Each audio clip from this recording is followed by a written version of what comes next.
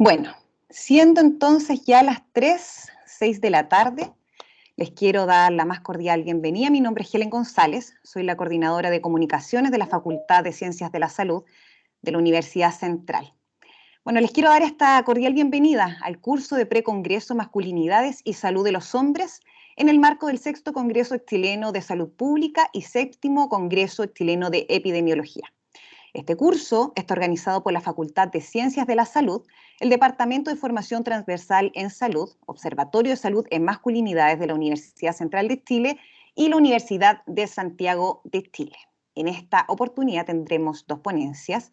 Alexis Valenzuela, nuestro director de la Unidad de Salud Pública del Departamento de Formación Transversal en Salud y coordinador del Observatorio de Salud en Masculinidades de la Universidad Central de Chile, y también a Diego Silva, coordinador de Área de Gestión Sanitaria e Investigación de la Unidad de Salud Pública del Departamento de Formación Transversal en Salud, miembro del Observatorio de Salud en Masculinidades y también director y tesorero de la Sociedad Chilena de Salubridad. Les damos entonces la más cordial bienvenida. Diego, por favor, adelante con tu presentación. Hola, muy buenas tardes a todos y a todas. Voy a proceder a... Perdón, ahí creo que se escucha mejor, ¿o no? Voy a proceder a compartir pantalla para que podamos revisar la presentación del día de hoy.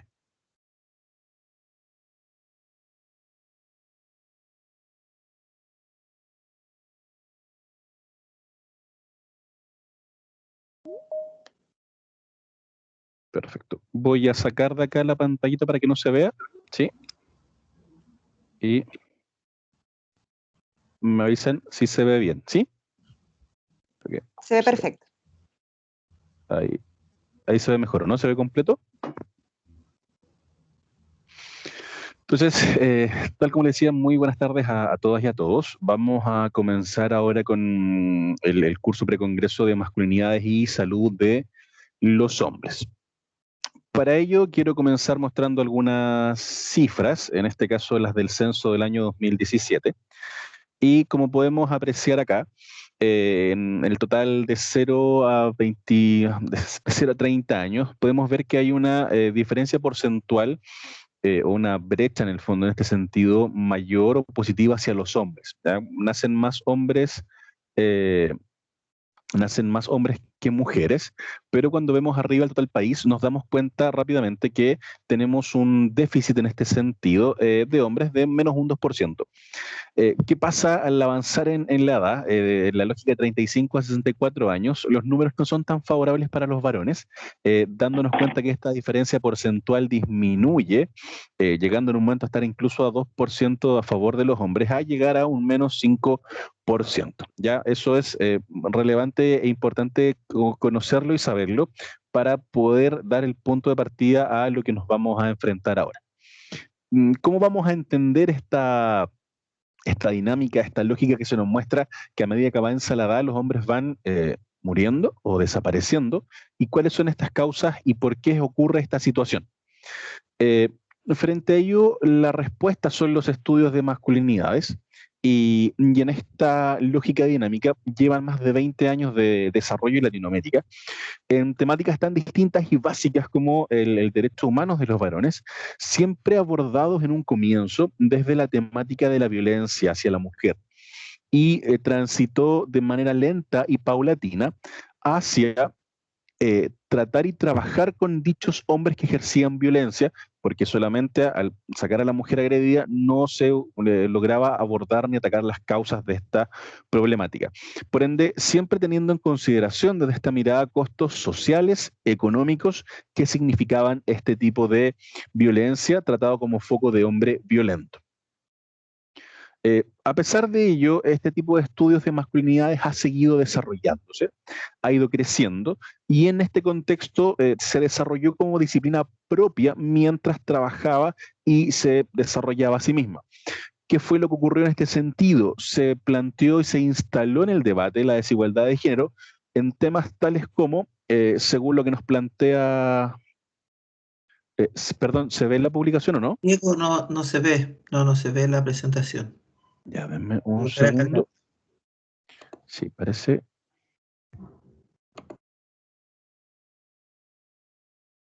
Disculpen.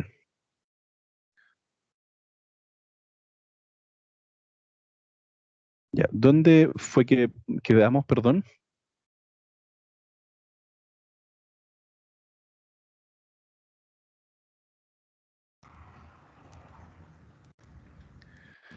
Ya, entonces, como dije, voy a parar acá para que no aparezca eso. Y entonces alcanzamos a revisar el estudio de masculinidades. Gracias acá por recordar que no estaba compartiendo. Entonces, tal como les comentaba, este tipo de estudios, lo que aparece en esta lógica y dinámica, en este tránsito que nos plantean Agüey y Nacimiento, crecen y aparecen algunas líneas importantes del desarrollo de las masculinidades. Por ejemplo, la de la salud sexual, y dentro de esta aparecen listas como el embarazo adolescente, el sexo durante entre hombres e infecciones de transmisión sexual. También aparece la paternidad, las tareas domésticas y la crianza de los hijos e hijas en otra línea, y también aparecen las disidencias sexuales en el término de la masculinidad. En base a lo mismo, cuando hablamos de esta masculinidad, se camina muchas veces por un tablón, tal como dice Valenzuela 2020, en términos ilógicos de mandatos culturales de la masculinidad hegemónica, donde hay una polarización en este sentido, donde si uno no es hombre, uno es contrario a ser hombre, que es lo femenino, y si un hombre es femenino, es sospechoso de no ser hombre. Entonces se transita ahí muy complejamente entre la misoginia y la homofobia en este tablón, que como podemos ver ahí la representación hace que los hombres se vean en este peligro constante. Pues bien, ¿qué son las masculinidades y cómo las vamos a entender y definir en esta primera parte, donde yo voy a hacer la conceptualización y luego el profesor Valenzuela hablará de la epidemiología completa de la salud de los hombres? Primero, vamos a entender la masculinidad como un factor de riesgo. Acá se toma en consideración este eje de trabajo en base a esta construcción social y en la forma en que afecta la vida de las mujeres desde la socialización de la masculinidad hegemónica, donde el hombre conforma una tríada de riesgo hacia la mujer, los niños y niñas, hacia otros hombres y hacia sí mismos. Por ende, no solamente el hombre es violento y riesgoso para el sexo femenino, sino que para ellos mismos, para sus pares y para niños y niñas. Parece que acá hay una causa importante que vamos a tener que analizar. La masculinidad hegemónica, en este otro sentido, plantea que es un modelo culturalmente construido a partir de la división sexual del trabajo, en el que el hombre es primordialmente dominante, ¿ya? Y se discrimina y subordina a las mujeres y los hombres que no se adaptan a dicho modelo. Como decíamos recién, si no es hombre reconocido como tal por sus pares, este es cuestionado en ese sentido y es feminizado por el resto.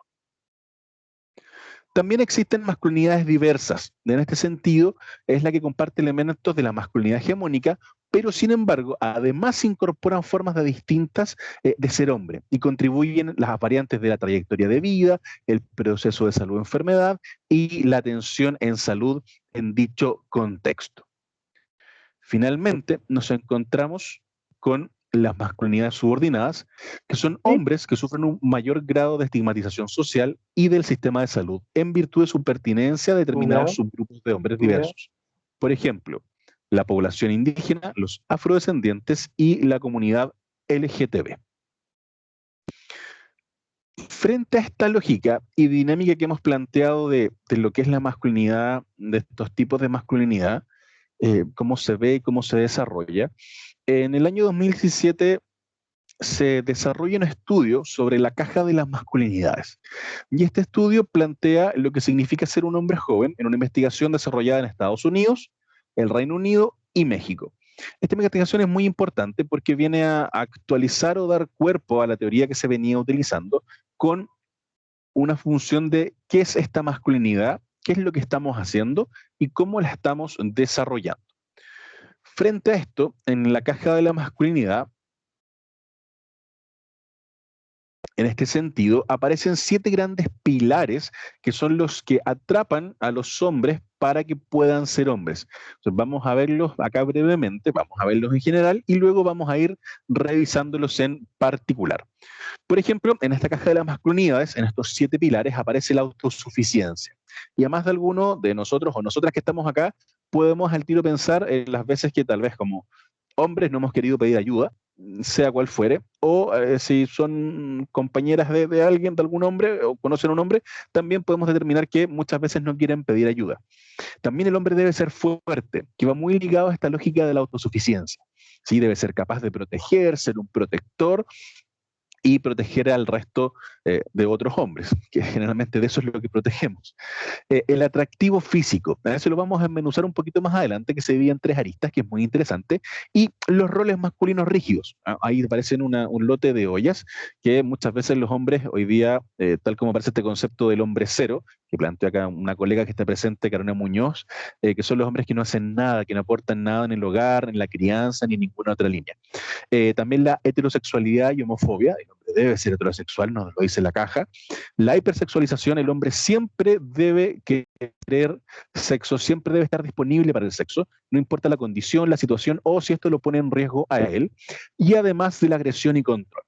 Entonces vamos a profundizar un poco en cada una de estas pilares para ver en qué es a lo que encierran a los hombres en este contexto y también podemos ir revisándonos a nosotros mismos mientras vamos revisando esta dinámica.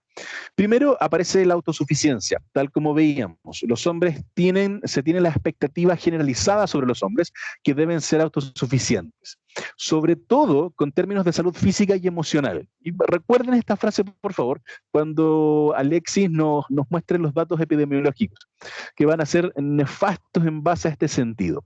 Ya, por ende, se plantea que los hombres al ser autosuficientes no piden ayuda y no piden ayuda en relación, repito, a su salud mental o en alguna situación que estén pasando. Como decíamos, el hombre debe ser fuerte y esta concepción es el macho, ¿cierto? Que hay dos grandes aspectos. Primero, defender su reputación peleando con quien lo desee en base a su poderío de fuerza física. Y el segundo, que es complejísimo, que es la invulnerabilidad emocional. Es decir, mantener esta apariencia estoica, ¿cierto? De dureza, de fuerza, cuando por dentro está vulnerable, está sensible y necesita ser apapachado. Tercero, el atractivo físico, como les comentaba, tiene tres pilares, subpilares, que es la apariencia física, el atractivo físico y el cuidado personal. Es decir, el hombre debe vestirse bien y lucir bien, pero sin que se note que dedicó mucho esfuerzo. Es decir, hay que ser bonito sin pasar a ser un metrosexual, que un tiempo estuvo muy, muy de moda en la masculinidad. También los roles rígidos masculinos, la división usual de las labores del hogar y del cuidado, de los hijos están dadas por el género en esta caja de las masculinidades y por ende se generaliza que el hombre no contribuya en las tareas del hogar, sino que contribuya básicamente y únicamente como proveedor económico. Y el problema pasa muchas veces cuando el hombre queda desempleado y pierde ese rol, se desestabiliza muy fácilmente. Heterosexualidad y homofobia.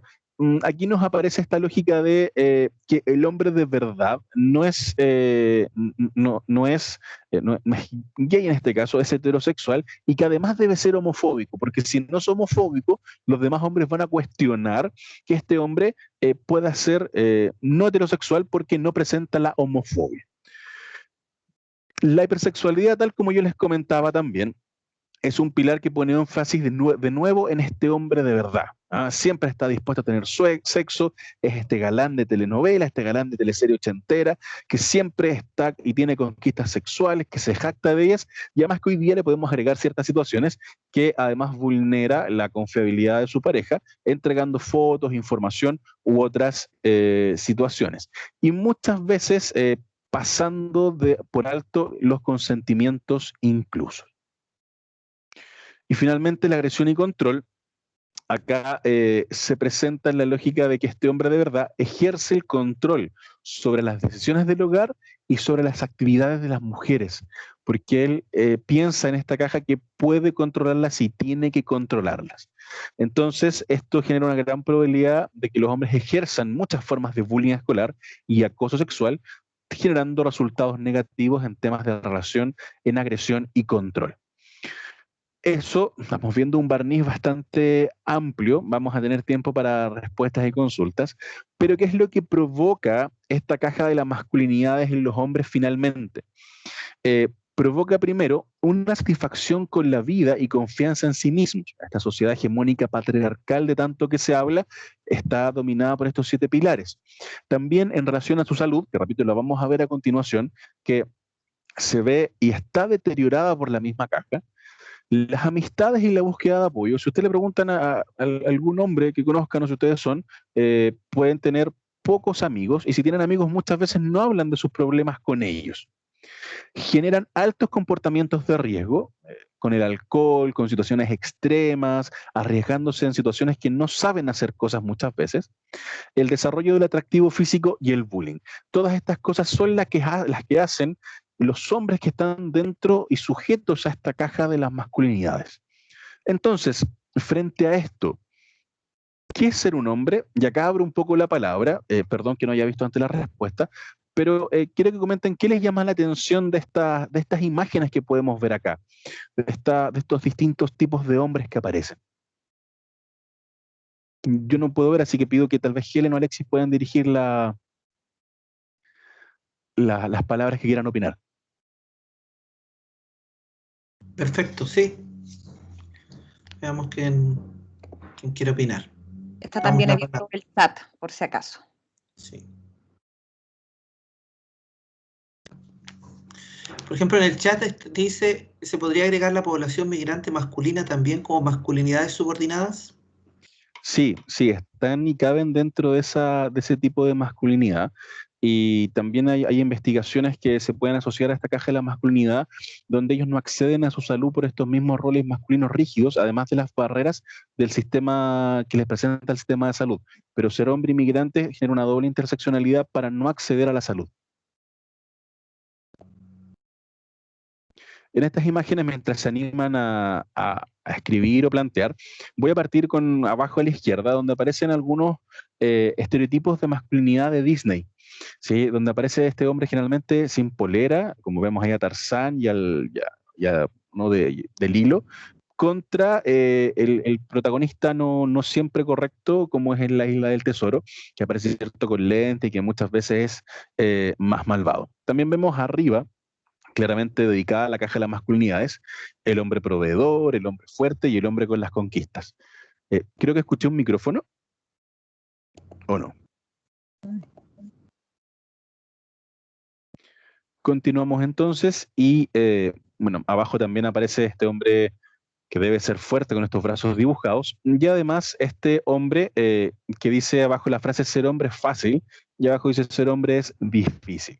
Sí, hoy día los hombres, como vimos, sufren por los mismos hombres, y esta masculinidad hegemónica que los hace dudar y cuestionar y revisar su propia masculinidad.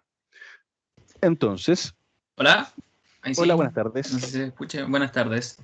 En relación a la pregunta, me nació el pensamiento y muy en base a la imagen del hombre que está como viendo unas fotos, unos pósters al lado izquierdo, que está como pensando.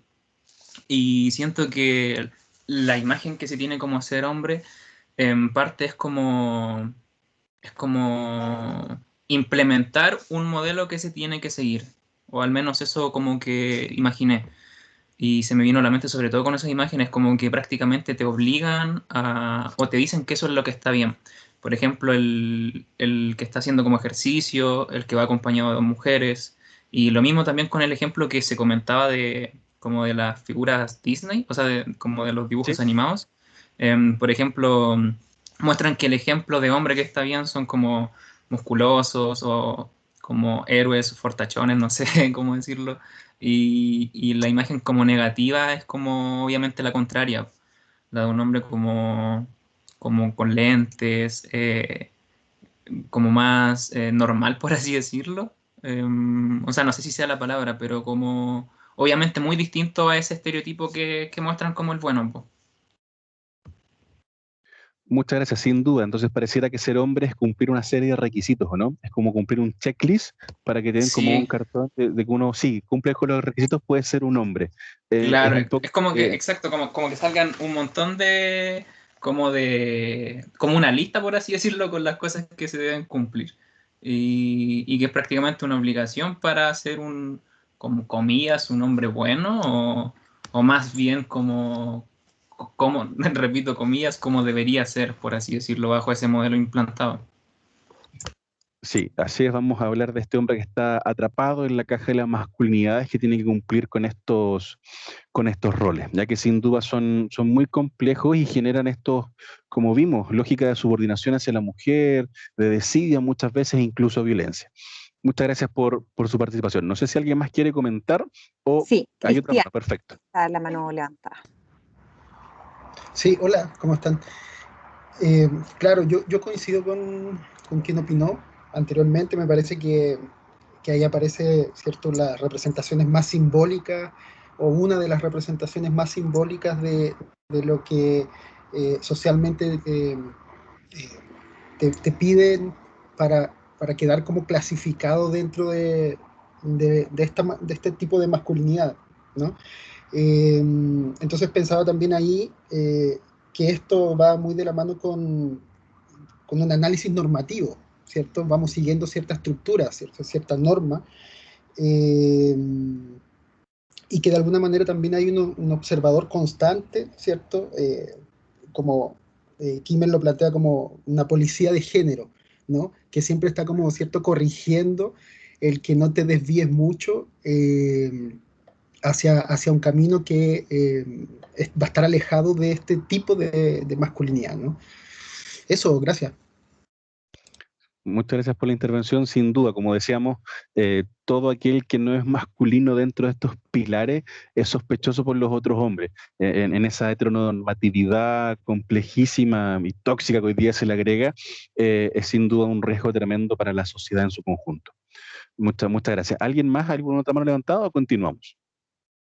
Había un comentario en el chat, creo.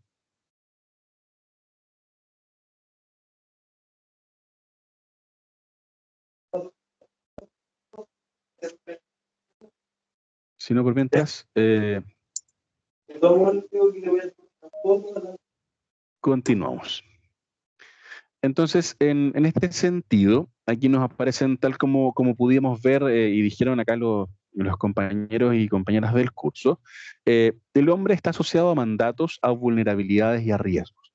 Y nos encontramos con esta interseccionalidad de que ser hombre, que debe ser fuerte, autosuficiente, proveedor, que genera agresión, hipersexualizado y heterosexualizado con roles de género rígidos, aparecen ciertos puntos, por ejemplo, ser autosuficiente y ser fuerte, migrar como precariedad laboral, ser pobre, una gran vulneración laboral, la morbilidad oculta, escaso autocuidado y búsqueda de ayuda, ser indígena o afrodescendiente, sobre mortalidad, riesgo y maneras de morir, y no ser heterosexual o ser joven que nos da riesgo de enfermedades de transmisión sexual.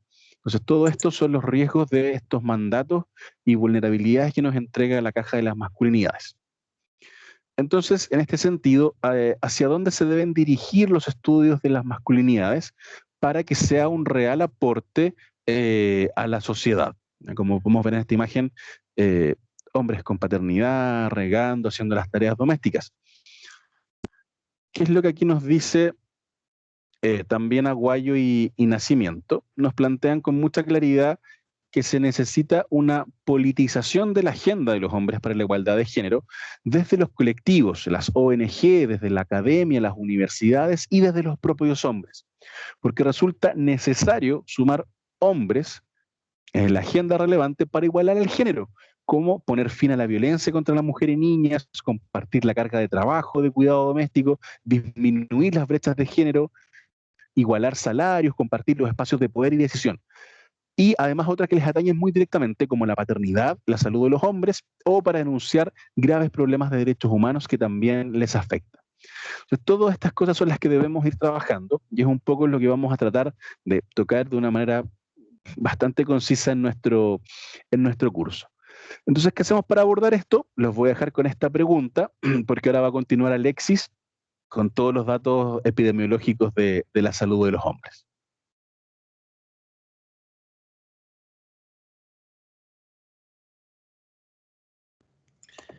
Bien, muchas gracias, Diego. ¿Está Helen por ahí? Estimada Estoy Helen. por acá, sí. Gracias por que me dé el pase. Por supuesto. Bueno, muchas gracias, Diego, por tu presentación. Vamos a dejar las preguntas para el final, pero entiendo que también te pueden ir interrumpiendo, Alexis, mientras alguien tenga alguna duda. Idealmente puedan ir Correcto. levantando la mano para también ir generando un orden y después, cuando hacen su pregunta, bajarla, por favor. Así que muchas gracias. Alexis, por favor, comenzamos con tu presentación. Perfecto. Voy a empezar, bien, a proyectar. Ahí estamos. Bien.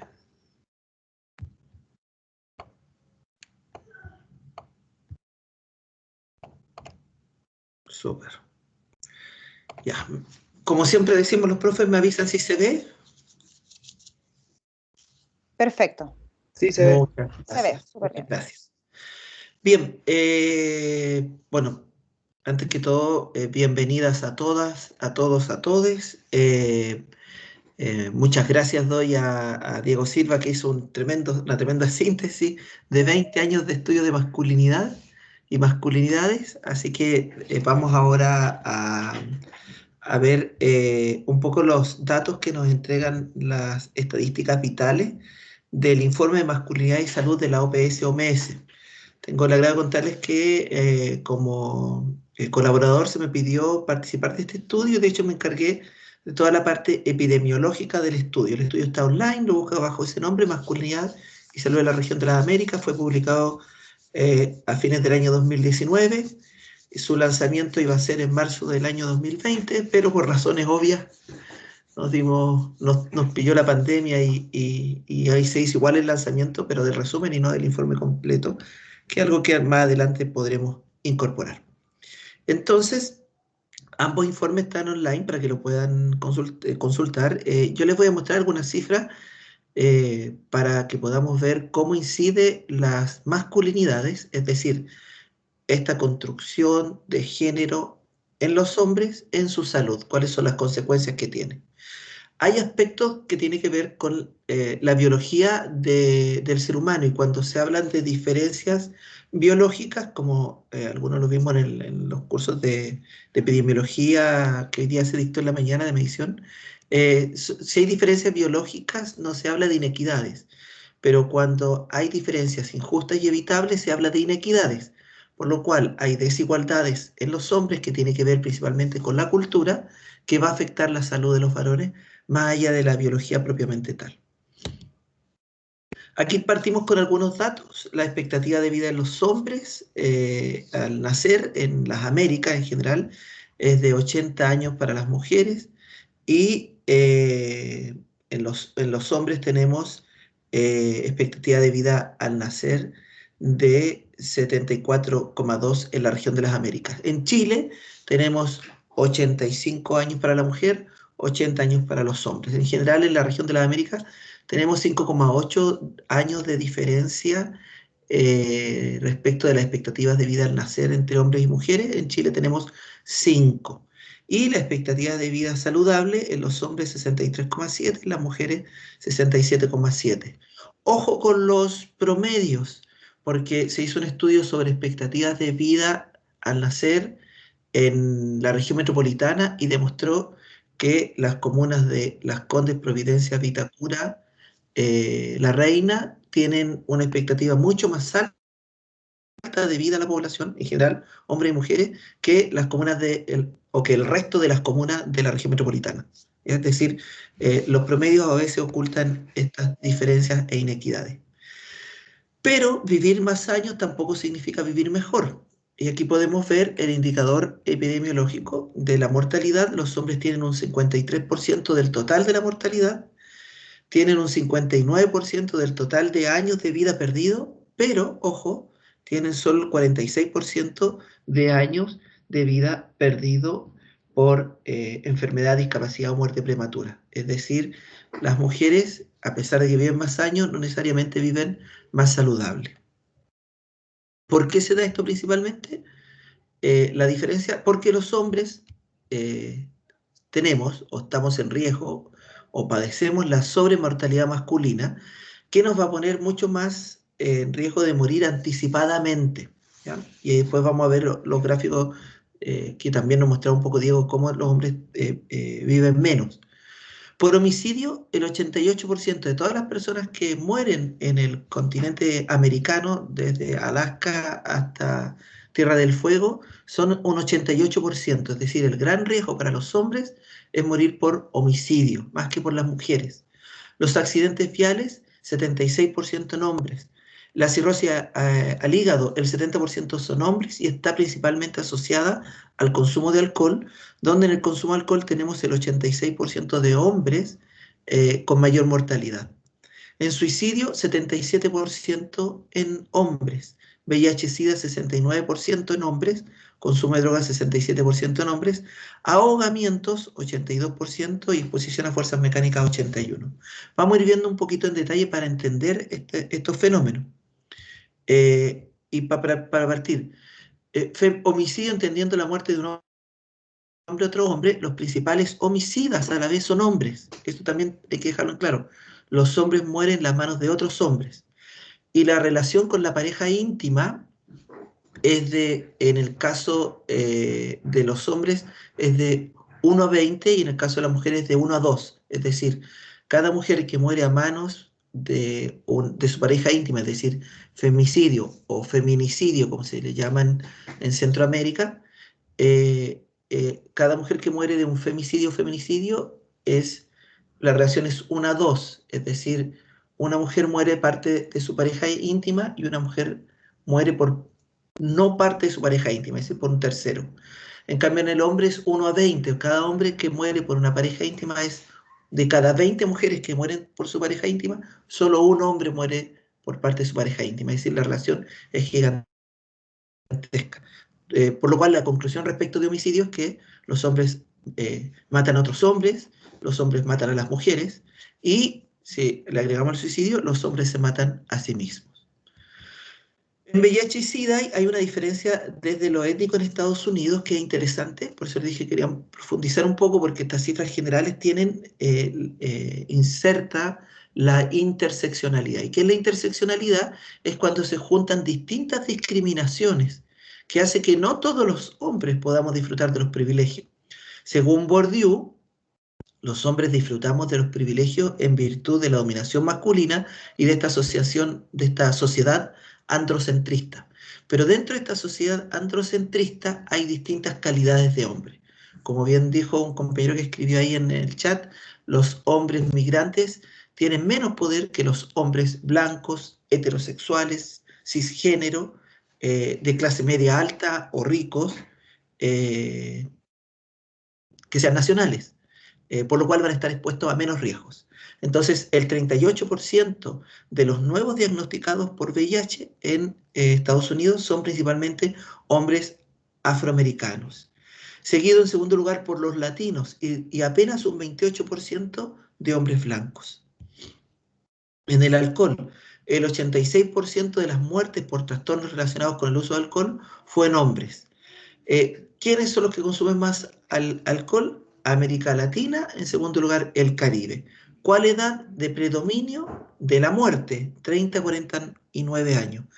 Esto significa que el consumo empieza a temprana edad, se estima que aproximadamente a los 14 años, y culmina en la muerte en esta etapa de los 30 a los 49 años. Los 49 años le vamos a llamar una edad crítica. Respecto del alcohol, lo mismo, está relacionado con la cirrosis del hígado. En la estadística del 2000 al 2015, el 71% total de los casos reportados de mortalidad por cirrosis al hígado eran hombres, que da de nuevo de 30 a 49 años. Las drogas ilícitas, la muerte por el uso de drogas ilícitas en América ha tenido un aumento entre el 2000 y el 2015 de 110%. La mayor tasa, nuevamente, de mortalidad se da de los 15 a los 29 años y la tasa más alta de los 30 a los 49 años.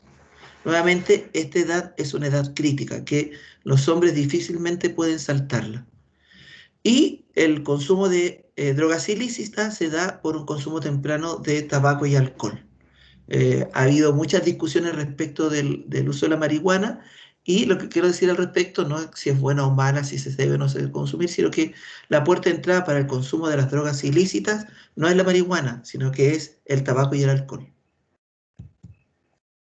Las neoplasias malignas, hay un diferencial de 138 en los hombres a 125, no es tan alto, pero sí igual hay más neoplasias en los hombres.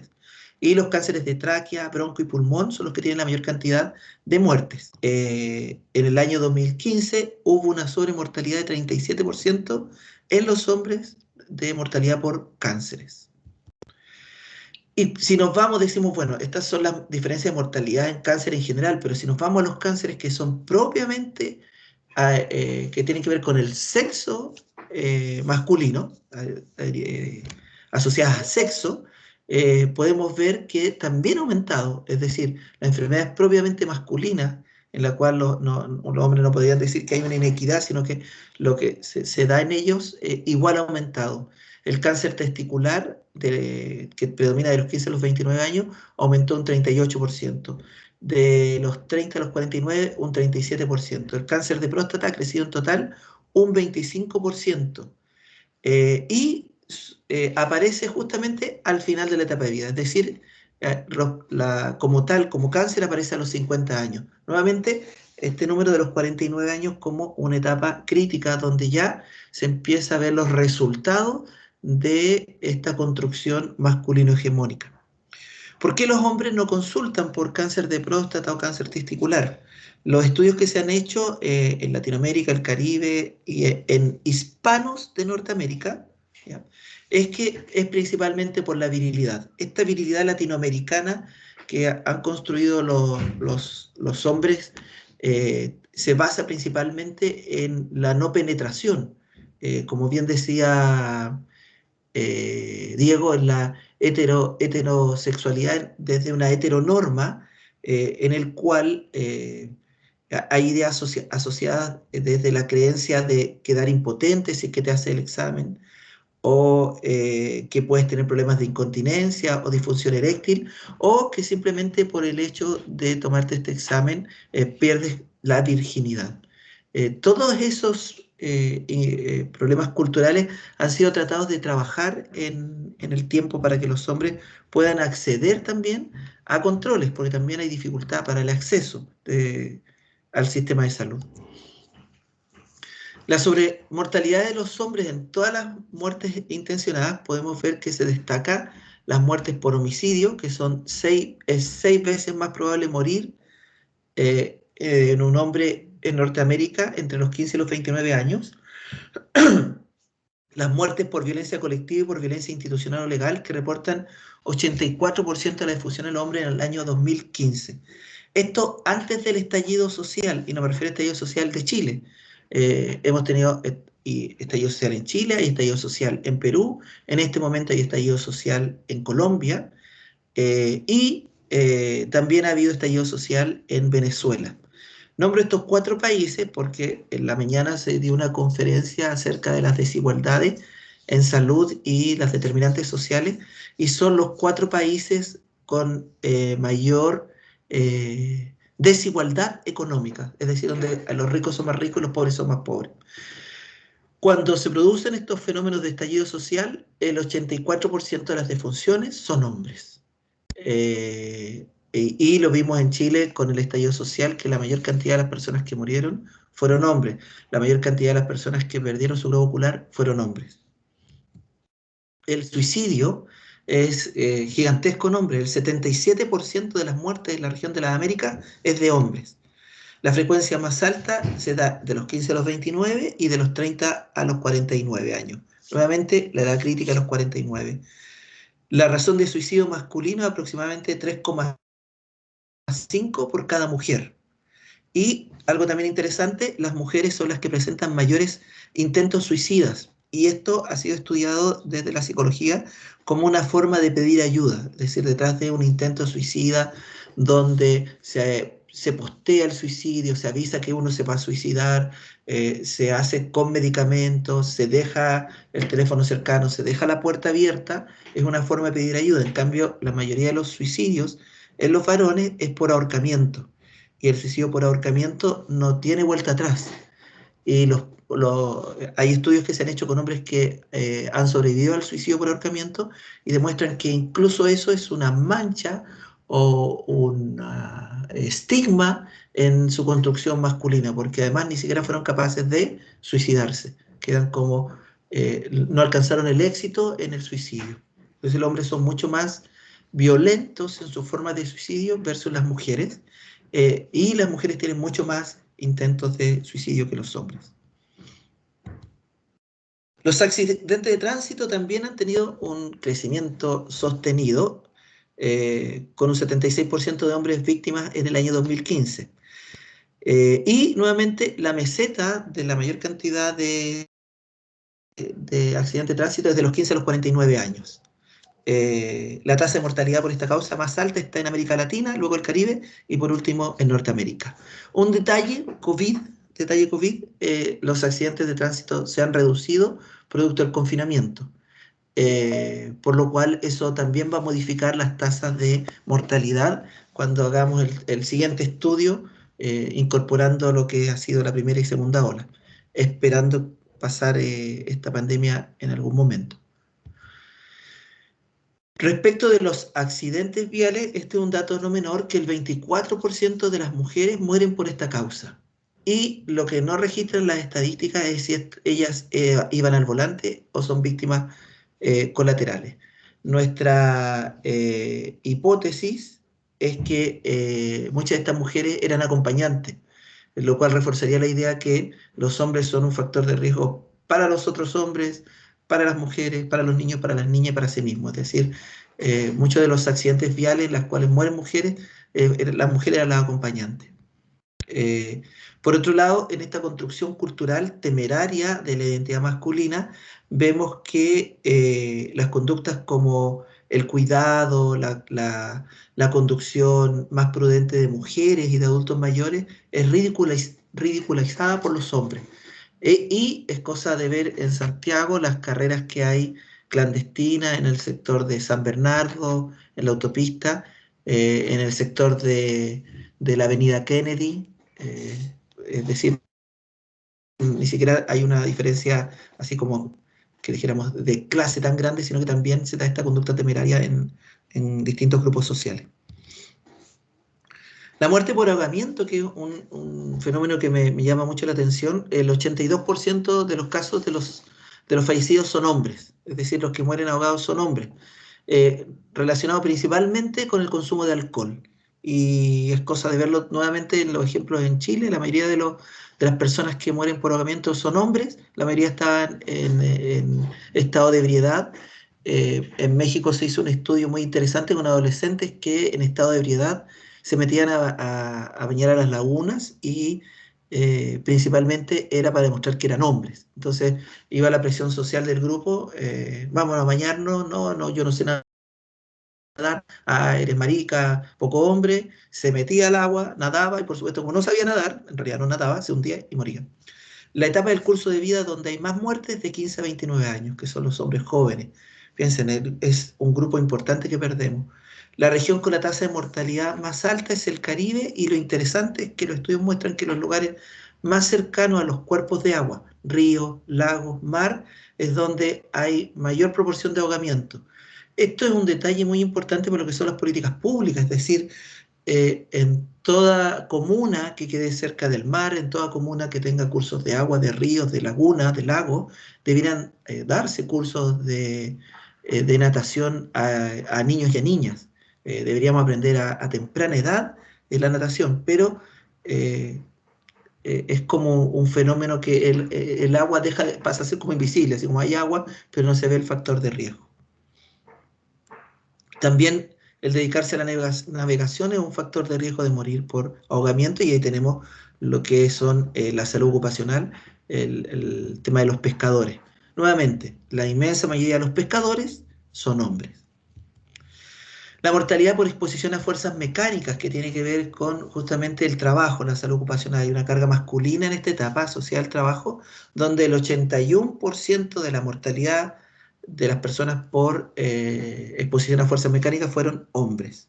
y la mayor frecuencia nuevamente de los 15 a los 49 años. Como que de los 50 en adelante los hombres ya comenzamos a cuidarnos, comenzamos a no sentirnos tan invulnerables. ¿Cómo se da la salud en el curso de vida? Aquí está el cuadro que me interesaba llegar. Aquí estamos los 50 años. Si ustedes suman todas las mortalidades desde los 0 hasta los 49 años, a esta fecha ha muerto exactamente el 20% de los hombres. No exactamente, pero aproximadamente el 20% de los hombres. Es decir, 1 de cada 5 hombres ya ha muerto a los 49 años. Eso va a tener una consecuencia en lo que se le llama la feminización de la vejez.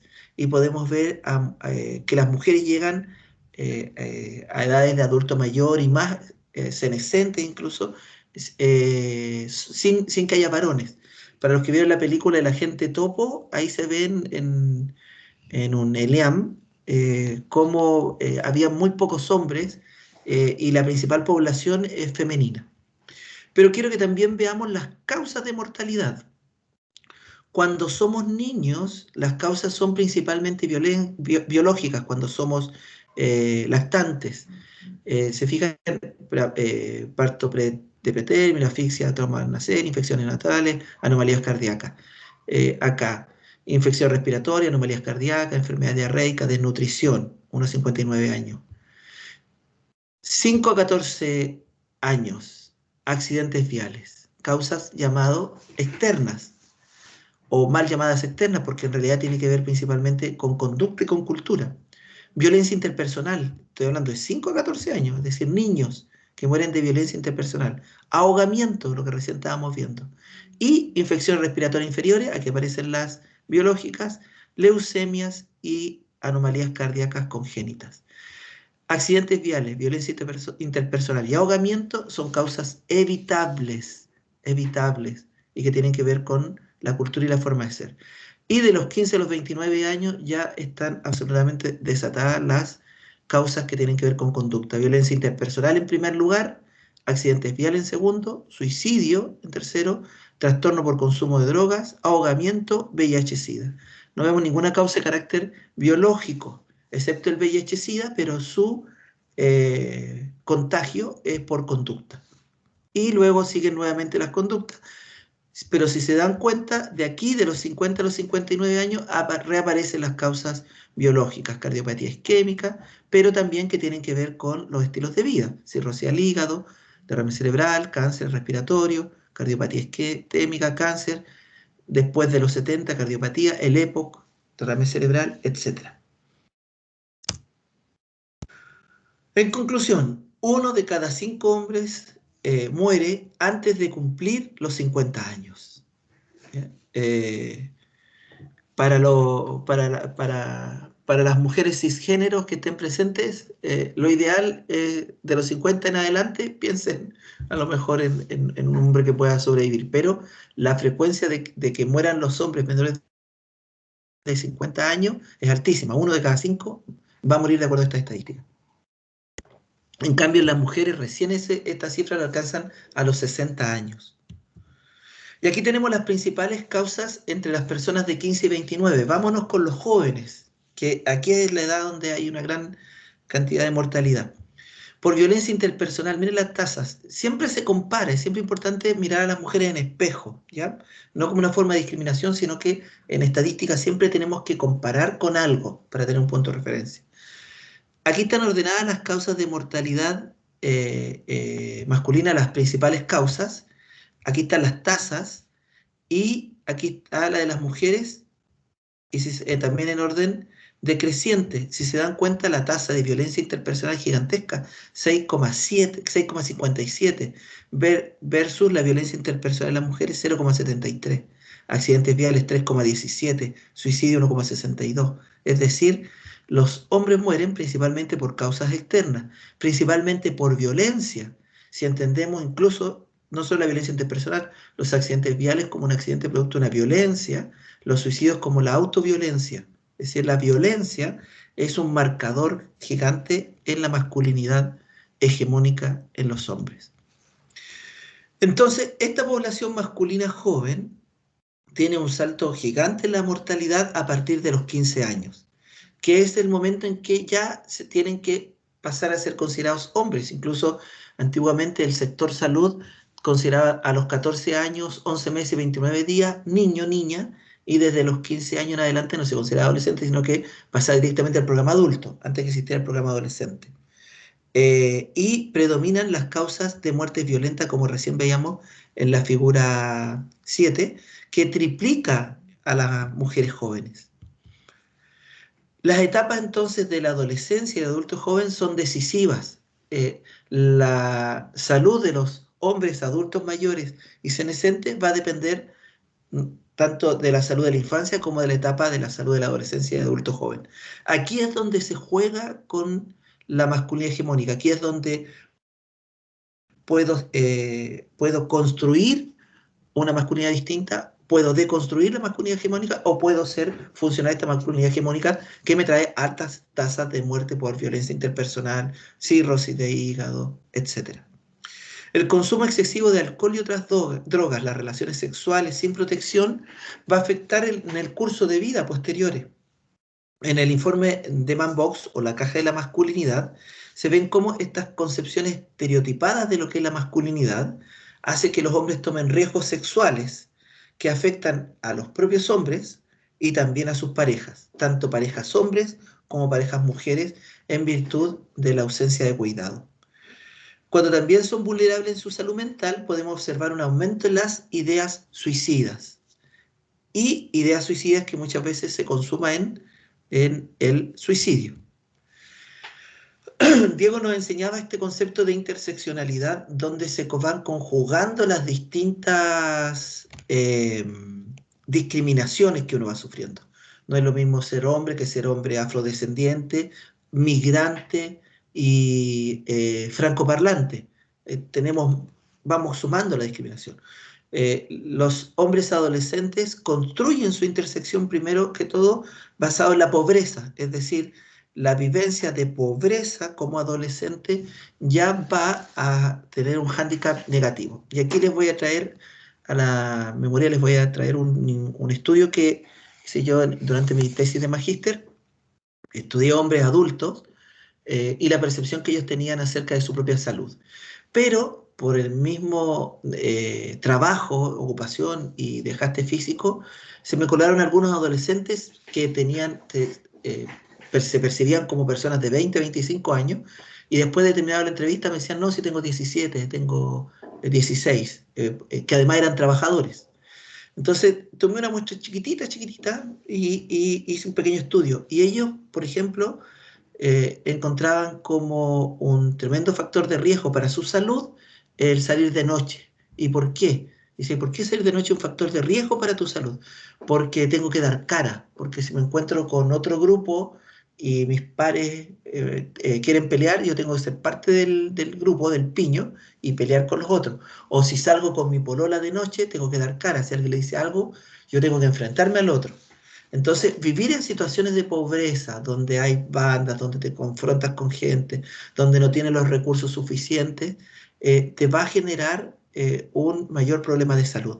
La falta de oportunidad para estudiar o trabajar, la propensión al consumo de sustancias tóxicas, que están los lugares de venta, donde hay más lugares de venta directa, no online, de sustancias ilícitas, es en los sectores más pobres. De hecho, si ustedes un día se dan una vuelta por el sector del Castillo, por la Avenida La Primavera o el Ombú, yo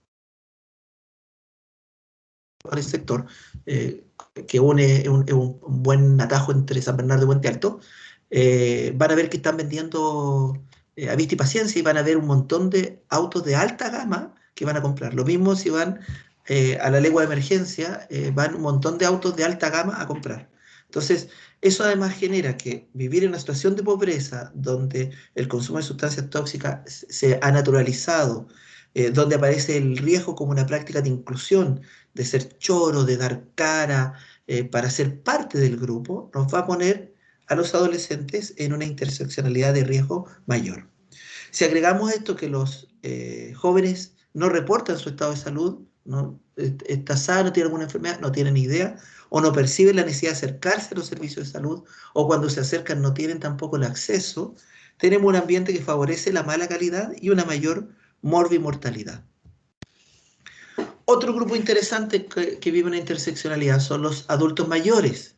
Los adultos mayores, su gran problema es la pérdida de la condición económica en Chile, producto de la destrucción de la seguridad social. En Chile hasta el año 1979 teníamos cajas de previsión donde uno ponía sus ingresos y por la modalidad de reparto los trabajadores activos financiaban a los pasivos y uno se jubilaba con el promedio de sueldo de sus últimos 3 años. Esto todavía lo disfrutan algunos pocos trabajadores obreros de la caja del seguro obrero, de la caja de ferrocarriles que quedan, que han sido longevos y que reciben pensiones de 600.000 pesos, 800.000 pesos, versus la capitalización individual que lo que produce es un empobrecimiento y los trabajadores sacan pensiones de entre 120 y 200.000 pesos, con suerte 180.000 pesos. Entonces esta pérdida de su condición económica lo enfrenta a un dilema familiar porque el dinero les da poder. Pierden poder dentro del grupo doméstico. Esto genera depresión e ideación suicida. Y tenemos las tasas más altas de suicidio en adultos mayores. Es gigantesco. Y dentro de los adultos mayores, nuevamente, en hombres. Aceptar la condición de enfermo también implica modificar maneras de interacción doméstica y de la masculinidad hegemónica. Aceptar que se está enfermo, la enfermedad crónica.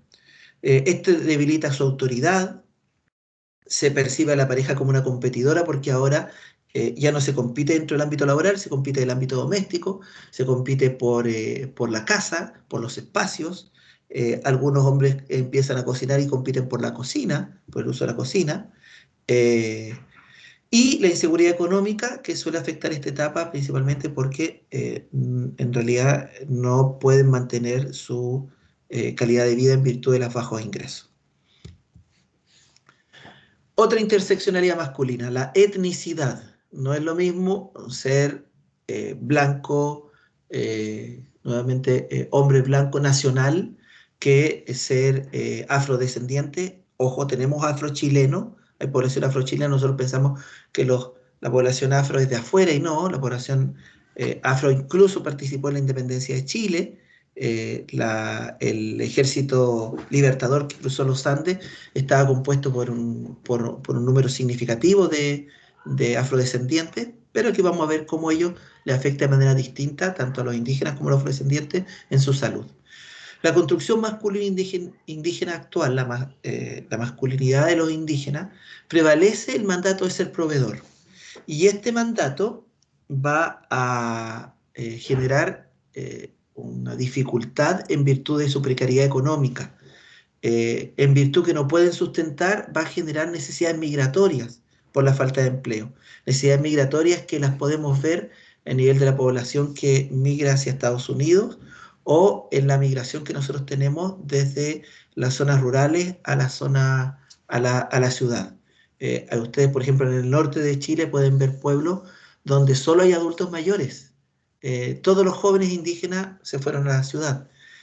Otro mandato central se relaciona con la virilidad y la cantidad de hijos. Entonces, dentro de la cultura masculino-hegemónica indígena está que la virilidad se demuestra por el número de hijos.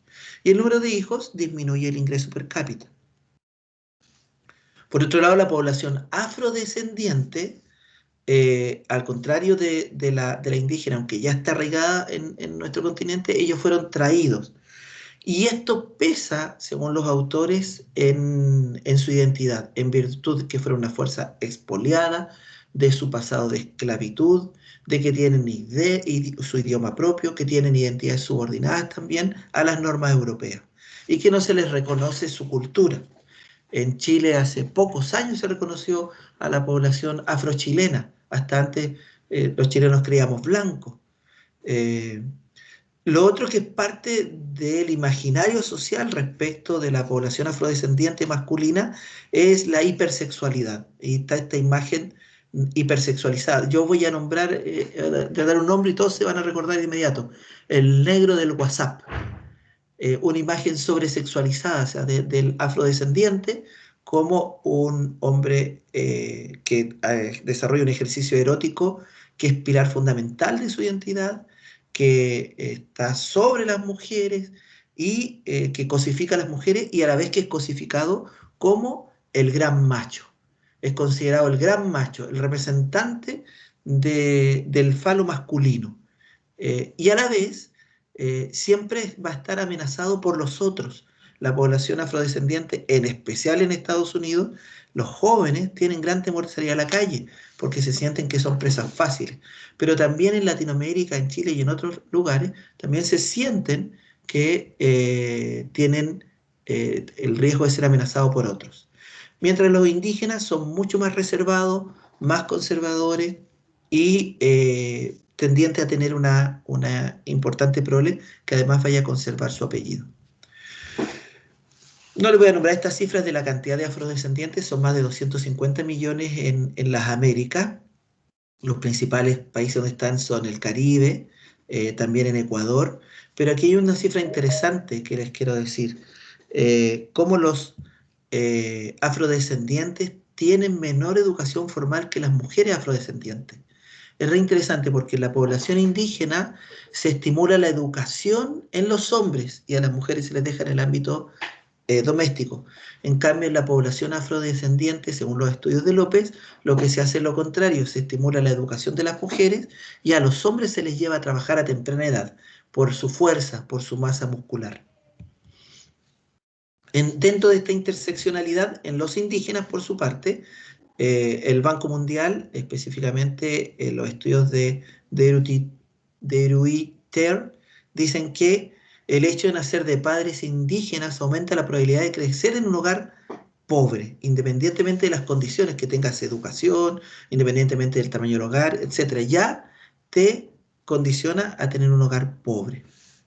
El suicidio de la población indígena es altísimo. En Colombia los indígenas tienen un deseo de no vivir, se disminuye, pierden el deseo de vivir, producto de que la población indígena está dentro de los espacios del conflicto armado que supuestamente se terminó, pero que hoy día vemos que todavía está presente. Y en Chile, los adolescentes indígenas tienen un 50% más de mortalidad que los adolescentes no indígenas por suicidio. Es decir, los adolescentes indígenas se suicidan más. No solo la población mapuche, también está el suicidio en la población del norte, aymara, diaguita. La población LGBTIQ+, es decir, la diversidad sexual y las divergencias sexuales también tienen más barreras de acceso a los servicios de salud. Cuando su orientación sexual además intersecta con edad, con etnia, con pobreza, es decir, ser gay y ser afrodescendiente, te va generando más problemas de educación, mayor vulnerabilidad ante el VIH. Tim Frasca hizo un estudio en población en Nueva York a través de la Universidad de Albany y vio que las personas que menos negociaban el uso del condón dentro de la población gay era la población afrodescendiente, es decir, la población afro negociaba menos. Y después ese estudio, Quanti lo llevó a un estudio Quali y les preguntaba por qué. Y era por temor a perder al otro, por temor a sentirse feo, por temor a sentirse menoscabado. Ya, viendo las últimas cifras, si se fijan, en realidad esto para dar vuelta al tema de las políticas, si se fijan, la mayoría de las políticas en lo que es método anticonceptivo están dirigidos a las mujeres. Estas son las pocas acciones de uso de condón y vasectomía por método anticonceptivo dirigido a los hombres entre 15 y 49 años nuevamente. Y este famoso SARS-CoV-2 que nos llegó el 2020 a Chile, en parte en diciembre del 2019 o según algunos autores antes en Wuhan, significa que hay una mayor mortalidad masculina, 51,6% de los hombres contagiados, de las personas contagiadas son hombres en Chile, la tasa de incidencia es mayor en hombres y la mayor mortalidad por COVID-19 también sea en hombres, la mayor cantidad de días de hospitalización, y en la segunda ola, además, con las cuarentenas, es muy interesante porque en esta segunda ola en Chile se decretan cuarentenas, pero siguen funcionando las horas de la construcción donde principalmente hay hombres, se considera esencial la minería donde principalmente hay hombres, y empieza a aumentar la mortalidad de la población joven. En estos momentos tenemos, según la inmensa mayoría de los estudios, no, estudios más bien, sí, llamémoslo estudios, dicen que es por la vacunación, pero aunque no son estudios randomizados, clínicos ni nada, pero también tenemos el factor ocupacional, que la población joven que no está siendo vacunada y sigue trabajando. Veamos un poquito algunos aspectos positivos, y con esto ya estoy terminando. El tema de las paternidades. Se dice que en masculinidad hay dos grandes entradas.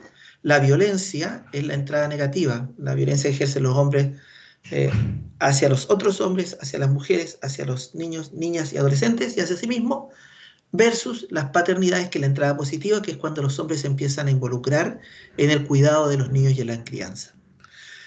Todos los estudios que existen en Europa, América, Australia, que se han desarrollado respecto de paternidades, muestran que los hombres cada vez tienen mayor voluntad de participar en la educación y en el cuidado de sus hijas e hijos. La paternidad y el desarrollo de una paternidad activa, además, mejora la salud de los hombres, reduce las conductas de riesgo.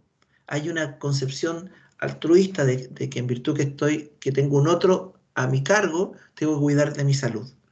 Y la pandemia ha sido una tremenda oportunidad para encontrarse con esta rutina en la casa, para que los hombres se involucren más en el cuidado, en las labores domésticas y en la crianza.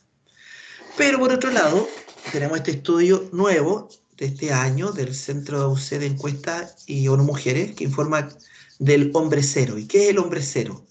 Este informe dice que el 38% de los hombres se dedicó 0 horas semanales al trabajo doméstico.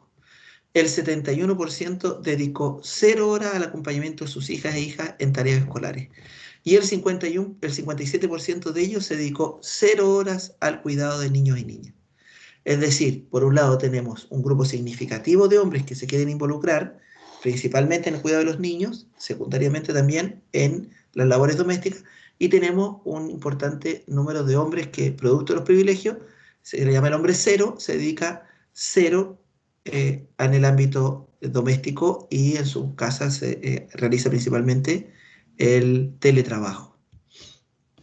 Muchas gracias, quedo atento a sus consultas o dudas.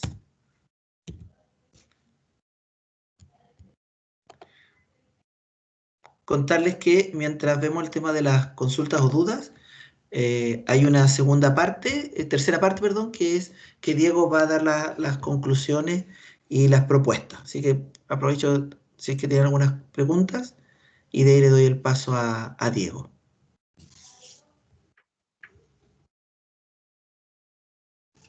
Margarita, buenas tardes. Levantó la mano, tiene una duda. Hola, muchas gracias, Alexis. Voy a encender mi cámara para hacer la pregunta.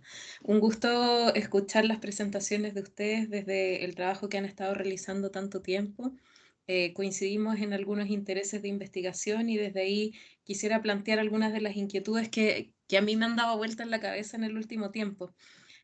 Primero que nada, quisiera decir que creo que este tipo de estudios sobre masculinidades, tal como ustedes dijeron, en el fondo es un avance para ir cuestionándonos todos los roles de género, y sin duda son un aporte para para contribuir, perdón, en la salud de las mujeres, de las familias, de los niños y también de las comunidades que pertenecen a la diversidad. Entonces, desde ahí considero súper relevante el cuestionarse las masculinidades. Una de las cosas que a mí me ha dado harta vuelta el último tiempo es esto de la masculinidad como factor de riesgo, porque creo que de alguna forma tiene algún componente como de determinismo hoy día respecto a lo que va a suceder con los jóvenes y con los hombres. Y me preocupa hoy día un poco ver cómo podemos ir generando espacios donde hablemos de roles masculinos que no sean, que vayan más allá de lo tóxico, en que los niños, por ejemplo, entiendan una forma de ser masculino que sea voy a usar este término bien entre comillas, una buena forma, ¿ya? Entonces no sé si han podido reflexionar hasta allá de cómo ir generando estos nuevos roles de masculinidad que vayan más allá de lo tóxico, de la dominación, del patriarcado, del machismo, que son puras palabras negativas asociadas hoy día al ser hombre. Esa es mi pregunta. Gracias. Gracias, Margarita. Sí, voy a contestar por las dos partes. Bueno, este estudio que yo presentaba lo hicimos con Beno y otros compañeros más, Beno de Kaiser, y Beno tiene una frase muy buena que dice, a un principio planteaba el hombre como factor de riesgo, pero ahora dice que el riesgo es tratar de ser hombre. Es decir, que ser hombre no es un factor de riesgo, sino que el riesgo es tratar de ser hombre. Y ahí es donde nos ponemos en riesgo, porque cuando tratamos de ser hombre, nos vemos con estos mandatos. Eso desde la perspectiva del riesgo. Pero desde la propuesta, que es interesante, porque cuando hacemos estos estudios sacamos datos catastróficos que asustan a mucha gente, y también lo hacemos para generar un impacto, para decir, oiga, hay que hacer políticas públicas, los hombres se están muriendo, están perdiendo el 20% de los hombres a los 49 años. Pero la propuesta es salutogénica, y eso da como, gracias por darme la oportunidad para conversarlo, es poder trabajar las masculinidades desde la salutogénesis, desde la promoción de la salud, desde el trabajo río arriba, como dice Antonovsky, no río abajo, río arriba. Por ejemplo, cuestionando los roles y permitiendo a los hombres jugar otros roles en la infancia. Por ejemplo, el tema de los colores, ya quebrar el tema de los colores, que el celeste para los hombres, el rosado para las mujeres, que los hombres puedan usar distintos colores. El juego, que permitir que los niños jueguen con muñecas, que tengan coche, que hagan la comidita, que le den la comida. Ahora, ese es un cambio cultural gigante, porque te vas a encontrar con una homofobia gigantesca. El niño te va a salir gay. Lo primero que va a decir, a veces ni siquiera el padre o la madre, la abuelita, el abuelo. Y el punto crítico, Margarita, que es Juan Carlos Escobar, tiene estudios, te lo nombro por si quieres profundizar, en Argentina, que él está a cargo del programa adolescente del Ministerio de Salud en Argentina. Juan Carlos Escobar pone como punto crítico justamente la adolescencia, porque podemos criar de una perspectiva masculino-equitativa o masculino-igualitaria a los niños y niñas, pero en la adolescencia son los pares los que lo van a medir. Entonces, el desafío es cómo establecer espacios dentro de esos pares, o crear grupos de pares saludables, porque el muchacho colabora en las labores domésticas, cuida a sus hermanos o hermanas menores, tiene una relación igualitaria con las mujeres, y los pares lo van a identificar como maricón. Y esa palabra es un estigma gigantesco, porque es cosa con que un compañero te diga maricón dentro del curso y independientemente de tu conducta, quedaste como el maricón del curso. Entonces va a afectar. ¿Cuál es la propuesta que hace Juan Carlos Escobar? Es justamente reforzar en ese momento, es decir, se parte la salutogénesis y la construcción de masculinidades género equitativa o género igualitarias en la infancia, acompañarla y fortalecerla en la adolescencia, y de ahí va a ser mucho más fácil en la etapa de adulto. Y fíjate que la adolescencia también es donde se llama suicidio, y justamente los jóvenes homosexuales también tienen las tasas más altas de suicidio, porque por el rechazo de la sociedad. Entonces ahí tenemos que hacer una apertura. ¿En qué espacio? En la escuela. Y ahí entramos en otro tema, que es la educación no sexista, que hemos trabajado mucho por la defensa de los derechos de la mujer, sin lo cual no existirían estudios de masculinidad. Eso es lo primero, lejos, pero tenemos que cuestionar la educación sexista como tal, promoviendo una educación género igualitaria, o donde incorpore el género, la diversidad y la interseccionalidad. Y nombro ejemplos concretos que hemos propuesto con Diego. Trabajamos en una escuela de salud donde principalmente hay mujeres, pero todavía en el lenguaje se habla de alumnos, siendo que hay uno y son 49 mujeres. todavía si un hombre levanta la mano en un curso se le da la palabra a ese primero, antes de dárselo a las mujeres. Entonces tenemos que generar cambios globales, pero para no explayarme tanto y cerrar este tema, los puntos claves son infancia y adolescencia.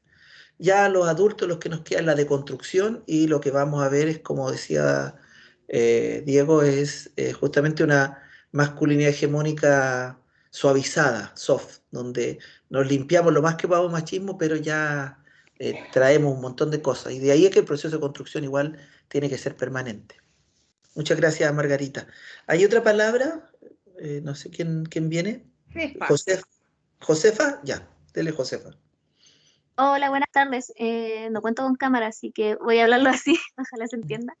Yo soy de otra universidad y encontré sumamente impactante todo lo que están hablando. De hecho, para mi tesis estoy abordando este tema del cuidado hacia el hombre. Y una de mis, bueno, de las muchas preguntas que me generaron escuchar este tema fue cuando usted habla sobre el acceso como nulo que tiene el hombre en cuanto a los cuidados. ¿A qué se refiere con eso? Como ¿con qué topa el hombre al momento de pedir ayuda o cuando tiene que asistir a estos centros? Perfecto. Mira, el primer tope es el horario, es decir, el sistema de salud chileno se creó en su origen para el binomio madre-hijo, entonces, en el cual la mujer era dueña de casa. Estoy hablando de historia de la salud pública. Entonces, ¿en qué horario tienden? De las 8 a las 5. La vacunación. El gran problema de que no se ha vacunado hoy día la población adulta que está en edad de vacunarse es porque están trabajando. Entonces tienen que pedir permiso. Y el trabajo es un eje esencial del mandato de la masculinidad hegemónica, según Conner, Olavarría, de Kaiser, etc. Los hombres van a perder la salud con tal de trabajar. Hay un texto famoso que se llama Hasta que el cuerpo aguante, de Benoit Kaiser, que los hombres van a trabajar hasta que el cuerpo aguante. Y yo también hice otra investigación donde los hombres que trabajaban, por supuesto lo tuve que hacer fuera de horario, decían que ellos querían ir a los servicios de salud, pero por el trabajo no podían. Supongamos sin pandemia, un hombre sin pandemia que entra a su trabajo a las 8, supongamos que sale a las 5 y no a las 6, pero pongámosle a las 5, a su casa va a llegar a las 6 de la tarde, el CESFAM está cerrado, a las 7 de la mañana está cerrado. Y sábado y domingo se da prioridad a recién nacidos, niños menores de 6 años, adultos mayores, queda nuevamente fuera el grupo de los hombres. Los hombres en general, los hombres adultos. Entonces el sistema de salud no le genera barreras. Y dos, los hombres adolescentes que a la vez tienen esta percepción de invulnerabilidad. Entonces el sistema no solamente no los controla, los controles de adolescentes que están en la parrilla de los programas de salud se dejan siempre al final. Yo trabajé 15 años en CESFAM y primera prioridad eran los niños, segunda prioridad las mujeres, tercera prioridad los crónicos. Después podíamos atender a adolescentes. Entonces, por allá por diciembre, ya cuando había pasado la campaña invierno, atendíamos a algunos adolescentes. Esas son las barreras que tiene el sistema. Si lo cruzamos con interseccionalidad, los afrodescendientes, en un estudio que hicimos hace poco, muestran que tienen menos acceso todavía. O sea, si eres hombre y eres migrante, vas a tener menos acceso por ser afrodescendientes. Los afrodescendientes tienen menos acceso. Y ahí, en los últimos estudios de migración, incluso han quebrado esta percepción de que los que más usan el servicio de salud son los migrantes. No, no son los migrantes. Lo que pasa es que se ven más en la atención migratoria de los migrantes por sus características distintas, pero no son los que más usan los servicios de salud. Entonces, el mismo sistema de salud genera estas barreras de acceso. ¿Alguien más? ¿Otra consulta?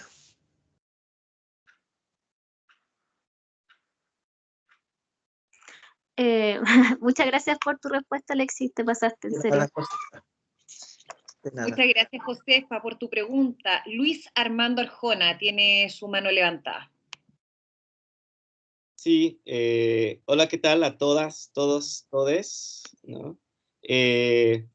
Bueno, primero que nada, saludar y darle fuerza a les compas de Colombia que los están matando y están violando sus derechos humanos, así como sucedió y sucede en Chile. Y me parece que es algo que es bastante lamentable y que darle fuerza y un saludo también a las familias de Colombia que la están pasando muy mal en ese sentido. En el segundo, yo soy esa persona a la que le decían maricón, ¿no? Yo soy maricón, ¿no? Empoderada, obviamente, empoderado, ¿no? Después de muchos años también de estar resistiendo como este tipo de violencias desde las masculinidades hegemónicas. Y algo que quiero conectar tiene que ver con el modelo de pacto civilizatorio que estamos desarrollando, ya que la masculinidad hegemónica no solamente se centra en el comportamiento de los seres humanos en sí o de las masculinidades, sino también en cómo nos relacionamos con la tierra, cómo nos relacionamos con los recursos naturales, cómo nos relacionamos con ese entorno que dado un pacto civilizatorio hegemónico masculinizante o masculino, machista hegemónico, ¿no?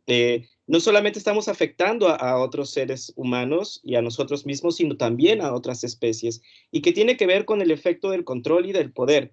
Es verdad que desde las infancias nos enseñan a ser masculinos hegemónicos, entrecomillados, a partir de la violencia, pero que esta violencia también se ejerce hacia otras especies, ¿no? Ejercemos y hacemos actos de valentía también cuando maltratamos a otros animales desde las infancias. Es común que desde niños se maltraten otras especies, etcétera. Entonces, a lo que voy con esto es que me parece que también hay un modelo de pacto civilizatorio que se está desquebrajando y que está abriendo muchas esferas de atención. No solamente es el tema de salud, sino cómo aprendemos a ser entidades masculinas, incluyendo también a los hombres trans, ¿no? Que tienen una dinámica distinta, ¿no?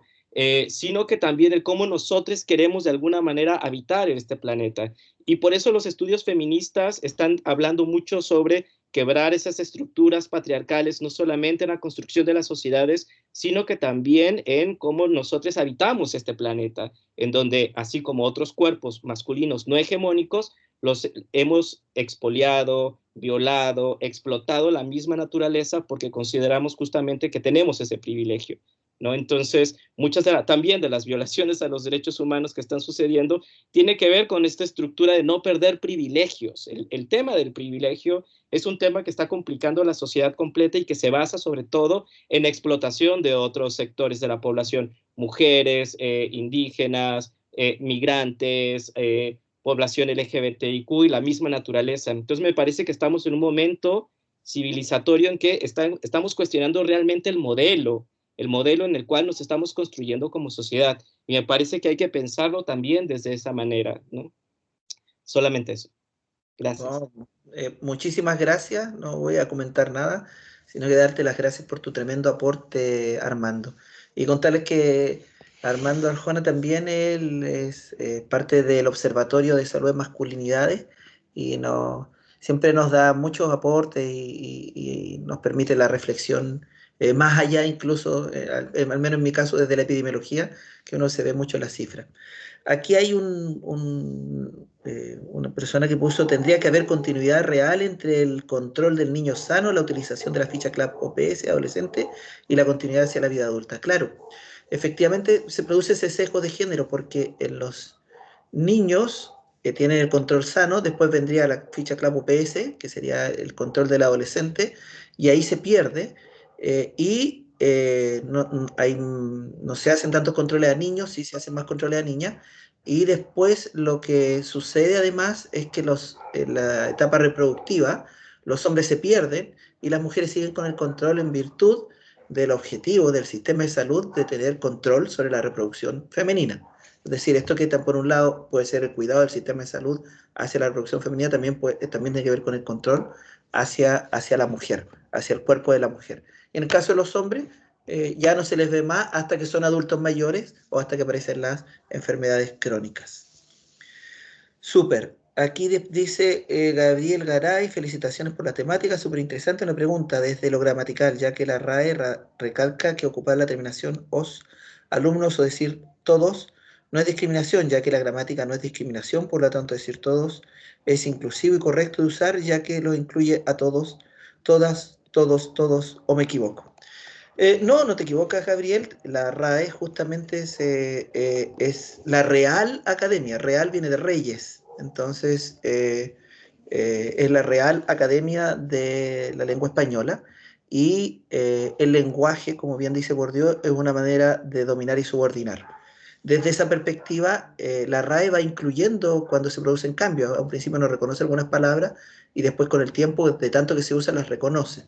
Pero detrás del lenguaje hay poder. Entonces, el decir todos y todas y todes es un acto de disrupción para presionar para que ese concepto se incorpore. Como la palabra género que no existía, la palabra trans, etc. Ya, voy a darle, En base a voy a lo que dejar dice, ahí para darle el paso a perdón, Diego. Alexis, quiero acotar lo que dices también. Recordemos que el lenguaje crea realidades y si bien es cierto la RAE es quien da el significado, recordemos que la RAE reconoce la palabra toalla y acaba de crear covidiotas. Entonces, a veces el antojo no de esta situación también es político y de poder, tal como dice Alexis. Solo quería cerrar eso. Creo que hay más manos levantadas. Les pido 10 minutos nomás. Vamos a hacer el cierre de esta convección que tenemos para que no nos quede en el aire y volvemos inmediatamente a compartir lo que tenemos, ¿ya? De hecho, se quedaron levantadas para avisarle a los compañeros y compañeras que las vayan bajando. Dale, Diego, tú sigues. No sé si... Ah, sí, está... Dale nomás, estimado. Entonces voy a compartir y nos habíamos quedado acá, ¿o no? Sí, ahí mismo. Sí. Entonces, bueno, dejamos ahí el suspenso pendiente y volvemos. ¿Qué hacemos para abordar entonces esta situación en la que nos encontramos? Bueno, muy simple, que también salió en la discusión que plantearon las y los integrantes del curso, preocuparnos por la salud de los hombres, ¿cierto? Tanto la alimentación, la hidratación, la salud mental, la alimentación y el ejercicio físico. ¿Y cómo hacemos esto? Bueno, comentarles un poco que el día 19 de noviembre de cada año se celebra el Día Internacional del Hombre. Y en este caso se enfoca en la salud de los hombres, que es lo que estamos un poco al debe acá conversando. El tema del año pasado, que nosotros hicimos también una pequeña charla, y este año pretendemos volver a hacerla, es mejor salud para hombres y niños, que es justo lo que están preguntando en el chat y en los comentarios. Y acá se da la dinámica, y en específico el año pasado era con el objetivo de realizar mejoras, tanto en las políticas de salud como de bienestar de la población masculina. Entonces, acá, tal como decía Alexis y en los comentarios que caben justo lo que estamos diciendo, hay programas de salud que se abordan pero que se pierden y que no toman al hombre. Entonces, vamos a definir muy brevemente que el programa de salud es un conjunto de actividades debidamente integradas y sistematizadas para alcanzar metas propuestas a través de procedimientos previamente establecidos para dar una solución de problemas específicos de salud a las personas, las familias o los grupos sociales. En Chile, ¿con qué nos encontramos? Hay planes y programas: salud infantil, Chile Crece Contigo, salud integral, jóvenes y adolescentes, salud de la persona adulta mayor, programa tuberculosis, salud sexual y reproductiva, donde se encuentra el programa de salud de la mujer. Programa de salud bucal, salud mental, hepatitis, enfermedad respiratoria, vacunas, inmunización, cáncer, discapacidad, dengue, enfermedades no transmisibles. Y los programas se pueden agrupar en ciclo vital, niño, adolescente, adulto mayor, por género, programa de la mujer, y tipos de especialidad, cardiovascular, enfermedades respiratorias y programas de adicciones. Y en la cartera de servicios de atención primaria podemos encontrar el programa Salud del Niño, el programa Salud del Adolescente con mucha claridad, programa de la mujer, programa del adulto, programa del adulto mayor, programa de salud oral. ¿Y qué programa extrañamos acá que no aparece? Según todo lo que hemos conversado, ¿qué programa debería existir para trabajar todas estas desigualdades, tanto de salud como sociales, que se generan hacia los hombres y que los hombres generan? Bueno, eso es un poco lo que hemos trabajado y desarrollado con Alexis y con el observatorio, y es la necesidad de un programa de salud del hombre. Ya, esta es una idea y una punta de lanza que ha desarrollado Alexis desde hace muchos años y nosotros lo hemos tratado de apoyar e impulsar, y el cual aborda y tiende a trabajar y quiere trabajar todas estas temáticas: las desigualdades, las diversidades, las masculinidades, las afrodescendencias y las migraciones, en términos y en torno de poder incluirlas, poder abordar los temas de salud mental, la mortalidad, los cánceres, los ahogamientos, estas situaciones de autosuficiencia. Entonces, eso es con lo que queríamos cerrar hoy día, ya por eso, y ahora volvemos con las palabras, porque es un poco esto es lo que se quiere plantear finalmente con este estudio. No es dejar dicho, es lo que hay, no se puede hacer más, sino que hay una propuesta concreta, que ahora pueden hacerle todas las preguntas que quieran a Alexis, sobre este programa de salud del hombre que queremos en un momento que sea visible en Chile. Solo hay 3 países en el mundo que lo tienen. En Latinoamérica es Brasil, está en Francia y en Australia. Y sin duda da buenos resultados, no solamente para la salud del hombre, sino que para la salud de quienes los rodean. Ahora sí, muchas gracias. Dejo de compartir y podemos volver a las preguntas. Vale.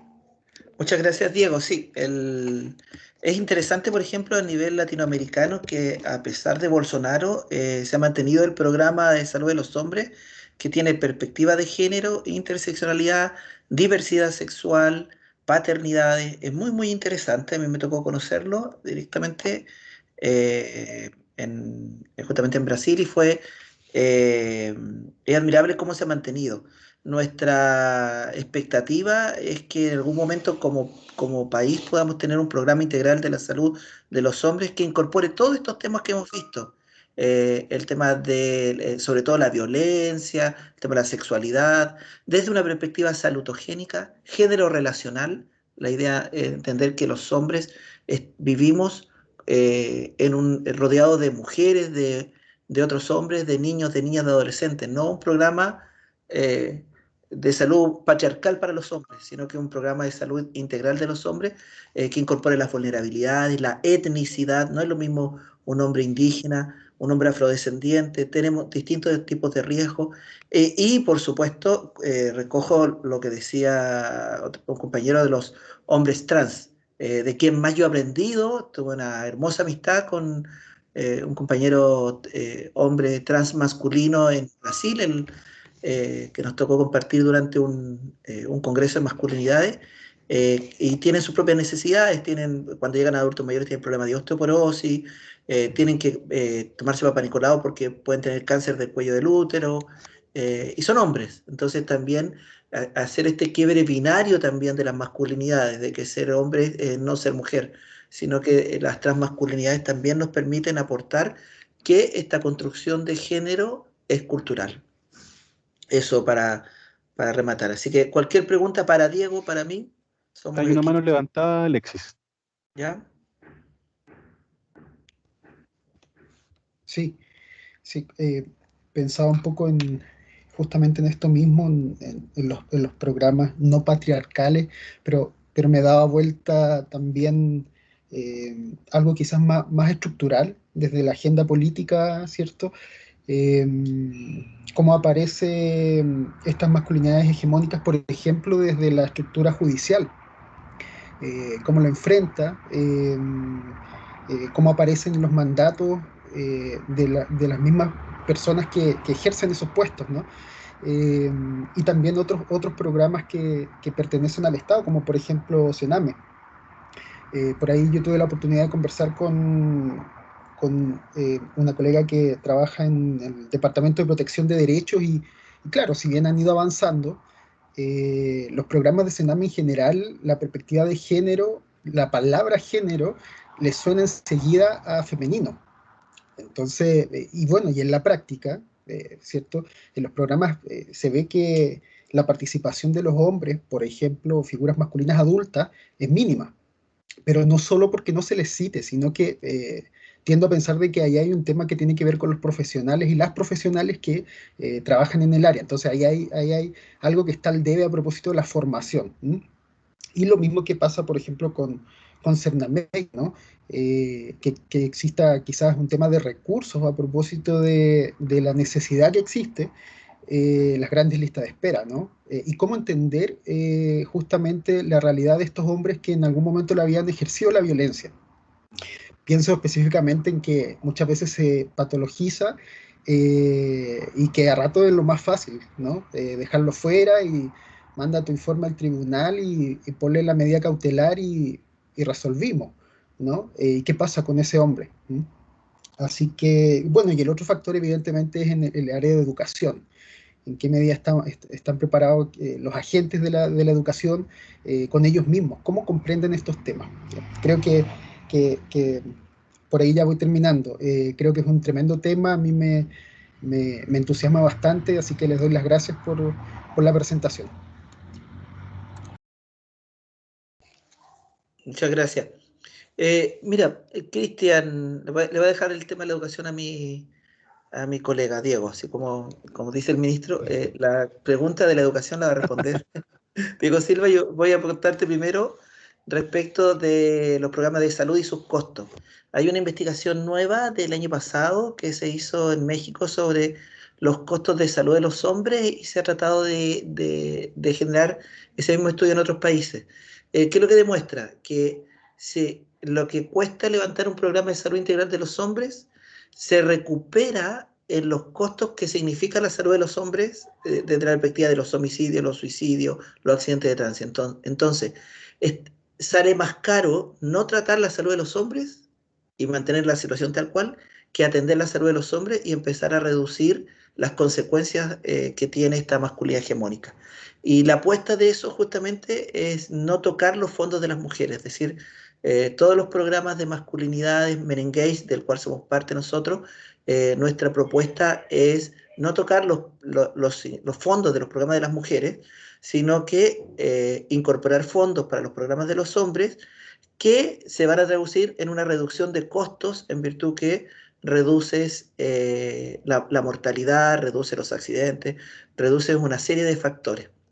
Y aunque no hay una asociación directa, pero sí es un fenómeno a estudiar, quiero nombrar el ejemplo de Suecia, que empezó con el permiso postnatal para hombres y mujeres de 18 meses en el año 1973. Por razones obvias, me sé el año exacto en que ellos, mientras en Chile estábamos subiendo un golpe, ellos estaban incorporando en 1973 el cuidado postnatal para hombres y mujeres de 18 meses. Se ha hecho un montón de estudios de las consecuencias. No es una asociación directa, pero sí se dice que parte de las consecuencias que tuvo ese programa es la reducción de hombres en cárceles que tiene hoy en día Suecia. Hoy en día Suecia está cerrando las cárceles, no tiene gente para meter presa, y que principalmente la inmensa mayoría de los presos son hombres. Y vemos una política así gigantesca. También, ¿quiénes hablan de esto? Los que trabajan la teoría del apego, porque dicen que el apego seguro, que sea la primera infancia, hace que tú desarrolles una significación del otro, en virtud que los hombres comprendemos del otro como un otro significativo, no lo vamos a dañar, no lo vamos a golpear, no lo vamos a matar. Eso se traduce al final en la reducción de los presos. Nosotros en Chile tenemos mucha población detenida, tanto injusta como injustamente, pero la inmensa mayoría de ellos son hombres.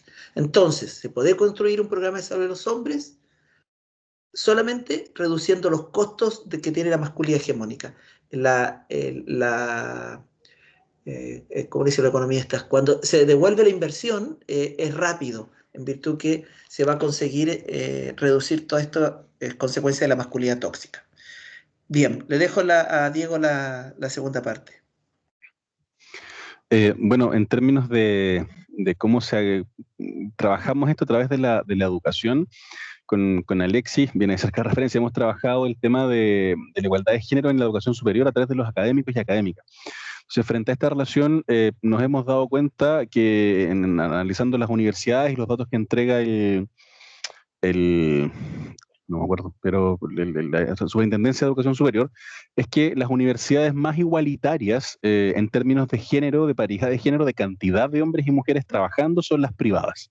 La central, la autónoma, las privadas puras, por así decirlo, ya que las universidades estatales, la Chile, la USACH y las privadas con aporte del Estado, las católicas en general, tienen una brecha de 67% hombres contratados contra un 30 y algo de mujeres. En cambio, las privadas puras tienen un 49% de mujeres y un 51% de hombres. Es la más igualitaria que se encuentra.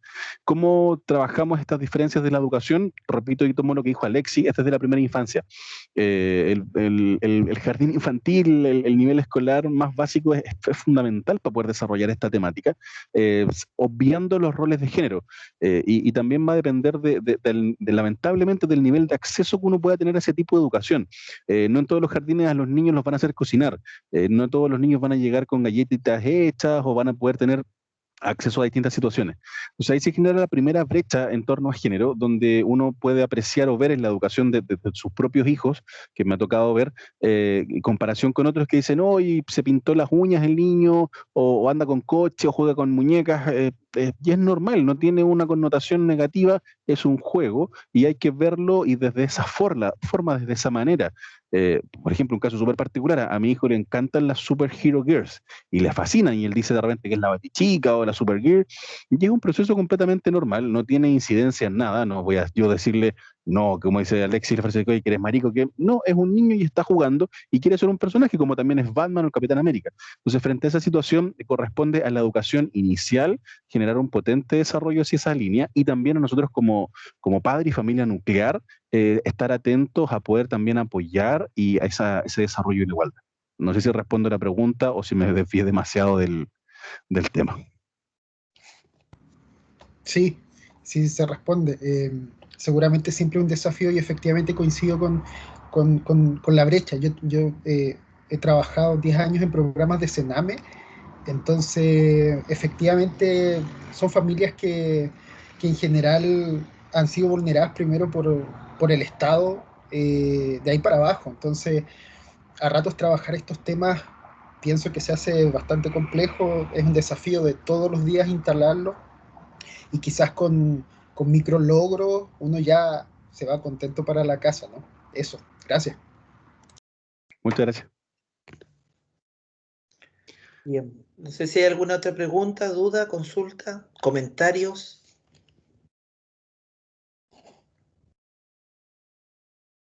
Tania.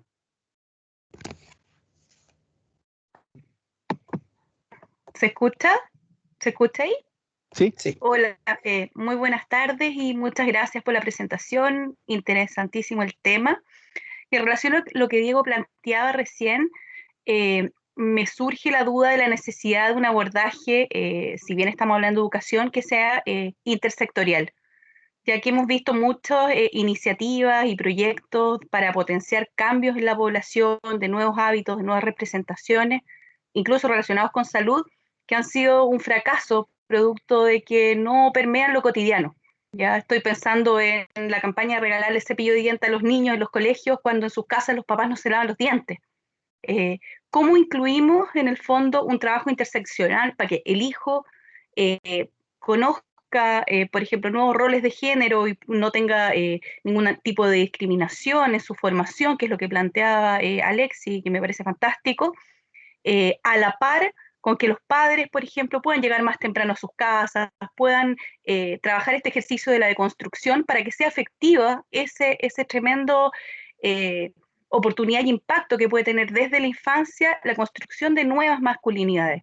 ¿Cómo hacer ese trabajo que sea intersectorial?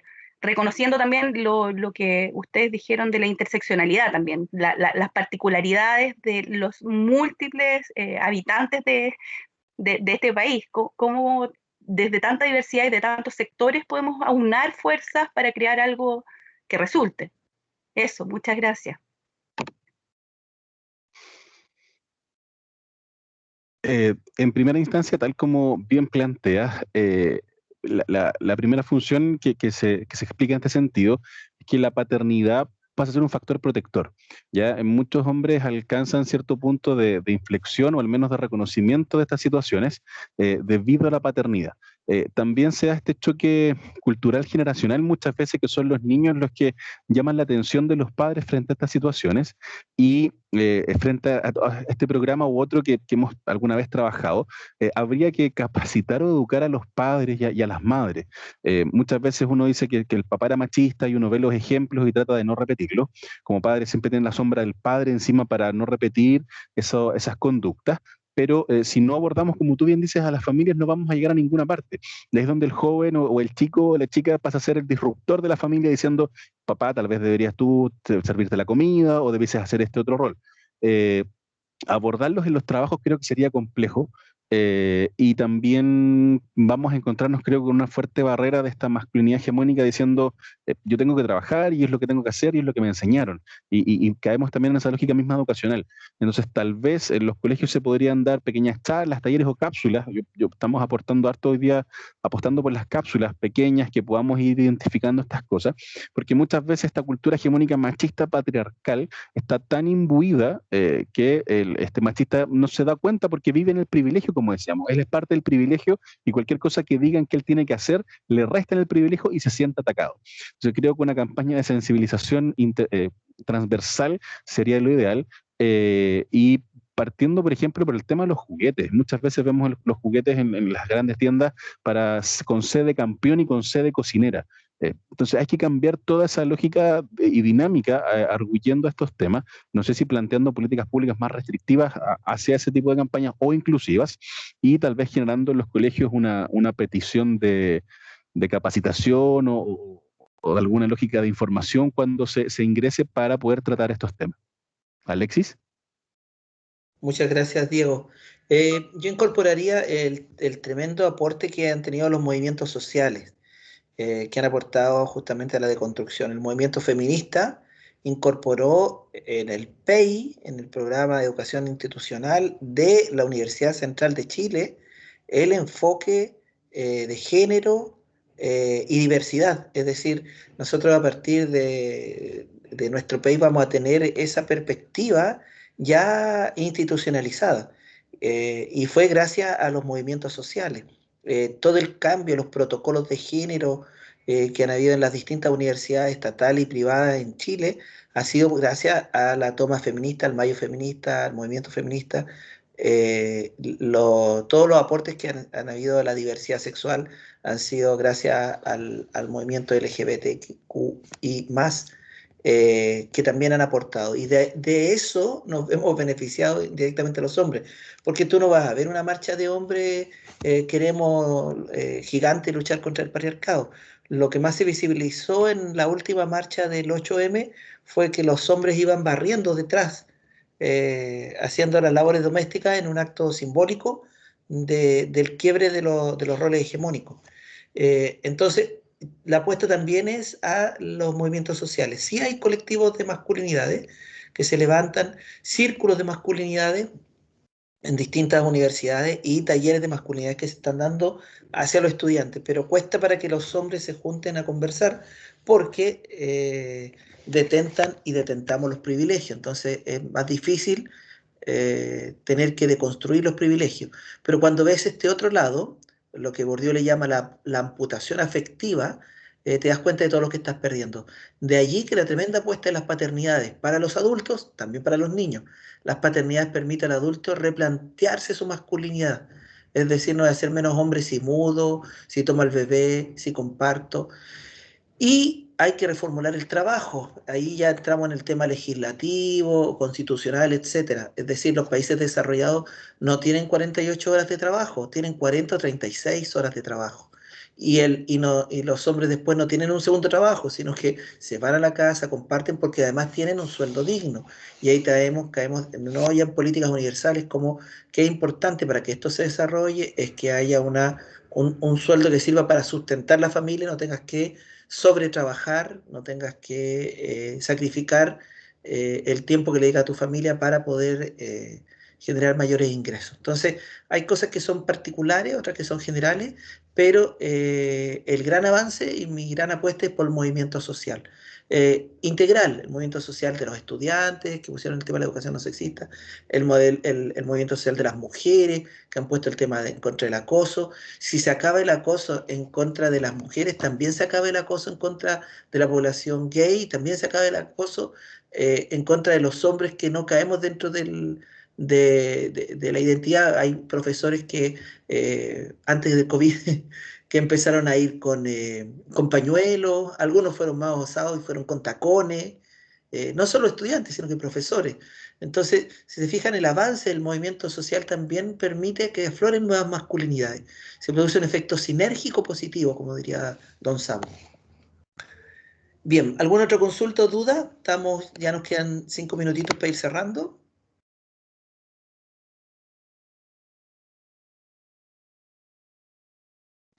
Yo aprovechando estos 5 minutos, los invitaría a revisar la... Sí, dale, Diego. Josefa levantó la mano, Alexis. Súper. Josefa, dele. Perdón por interrumpir. No, para nada, no interrumpe. Una pregunta hacia los dos en cuanto a su noción. ¿Ustedes creen que los hombres jóvenes en Chile estén cambiando como su mentalidad al momento de preocuparse o todavía siguen al debe? ¿El hombre joven o el hombre viejo? Experiencia manda, dale, Alexis. Ah, ya, el hombre viejo. Bueno, primero que todo, yo no soy hombre joven, así que esperaba que respondiera el hombre joven. Mira, primero que todo estoy contento porque tengo 52 años, ya pasé la barrera de los 49, es decir, puedo seguir viviendo.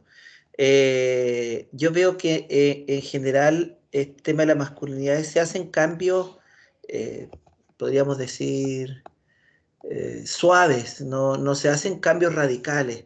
Los cambios más radicales están justamente no están en los hombres que detentan poder y privilegios, sino que está en los grupos que están movilizados.